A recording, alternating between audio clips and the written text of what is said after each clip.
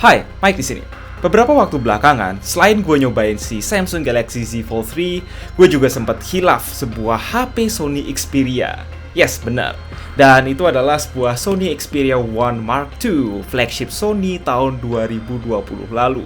Sebagai penggemar Sony sekaligus wibu, gue mau share beberapa pengalaman unik pakai HP impor yang satu ini.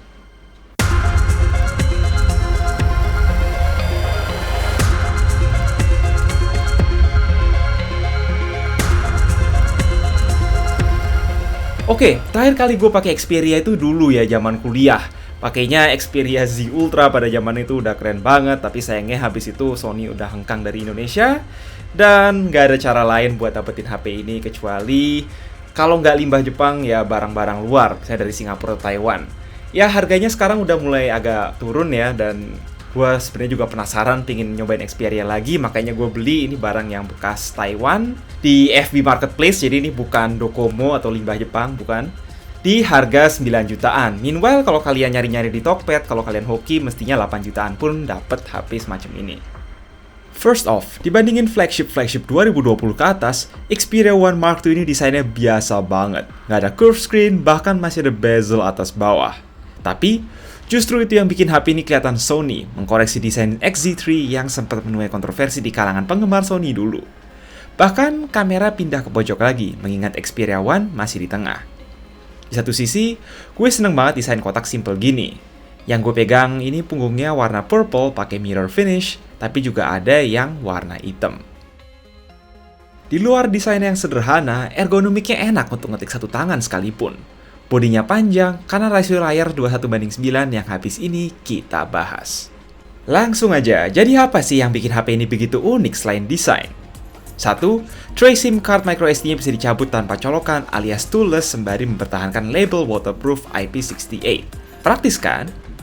Nomor 2, posisi tombol power sensor fingerprint di samping kanan ternyata nyaman dan efisien.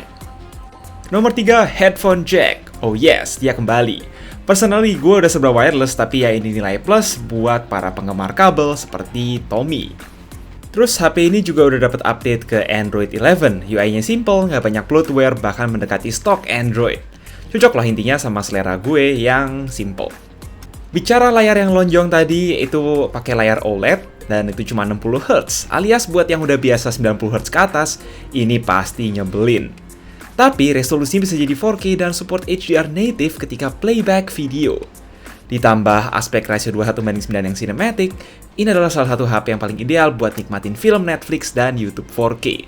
Kekurangannya ya, tapi kalau mau nonton konten rasio 16:9, kepotongnya jadi banyak.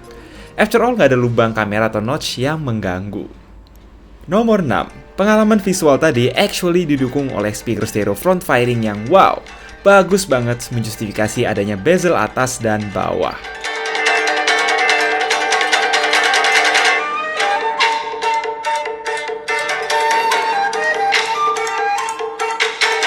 Dibandingin Note 10 Plus yang biasa gue pakai, ini suaranya kerasa lebih deep dan jernih meski ya bassnya masih tipikal smartphone. Lumayan loh, bisa gantiin speaker Bluetooth entry level di beberapa skenario. Dengan Snapdragon 865, RAM 8GB, dan storage 256GB, HP ini udah sangat cukup buat sehari-hari gue, termasuk buat main Genshin setting high. Meski ya nggak bisa 60 fps konsisten. Nah, terus flagship Xperia mana yang lengkap bila nggak ada tombol shutter khusus? Yep, ini salah satu fitur yang gue kangenin banget. Ada sensasi tersendiri gitu punya tombol shutter fisik yang bisa ditekan setengah hingga penuh, sensasi kamera sejati. Kamera belakangnya sendiri ada 3, yaitu sensor utama 24mm, ultrawide 16mm, dan tele 70mm, semuanya resolusi 12MP. Plus ada label Zeiss dan coating T-Star dengan bonus sensor laser autofocus.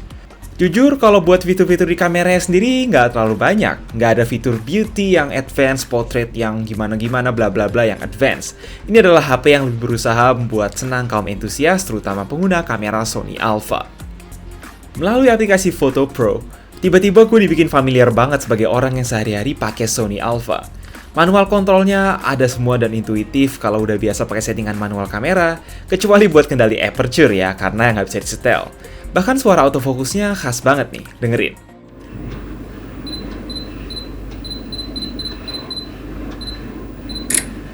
satisfying abis. Langsung aja nih, boleh kalian lihat beberapa hasil jepretan yang gue ambil beberapa waktu belakangan.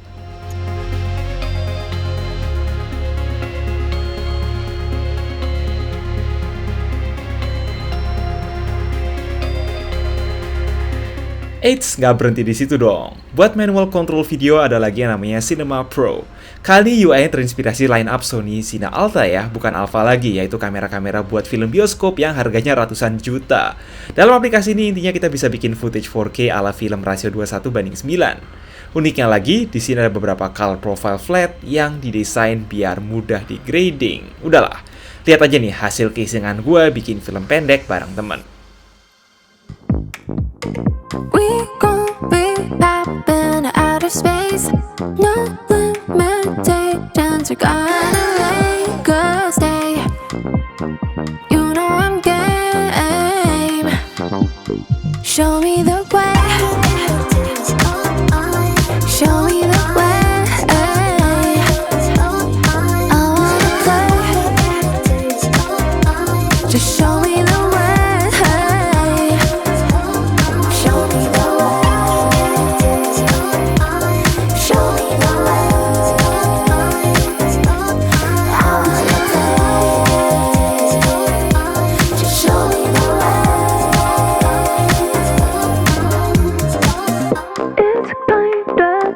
But I wanna play.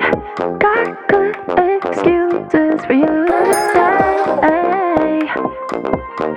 Baby, I'm game.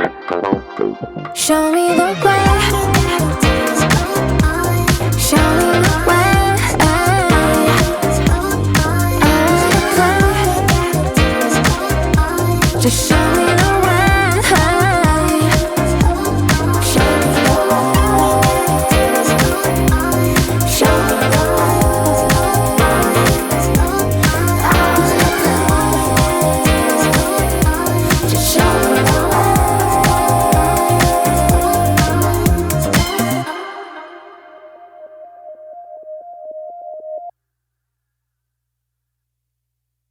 Di luar itu, nggak banyak yang menurut gue perlu dikomplain. Baterai 4000 mAh-nya cukup buat gue pakai seharian termasuk foto-foto, meski sayangnya cuma terbatas di fast charging 21 watt. Bahkan charger bawaannya sebatas 18 watt saja. Butuh waktu 1,5 jam untuk ngecas dari 0 sampai penuh. Tapi tenang, wireless charging, NFC, dan fitur-fitur standar flagship modern lain tetap ada.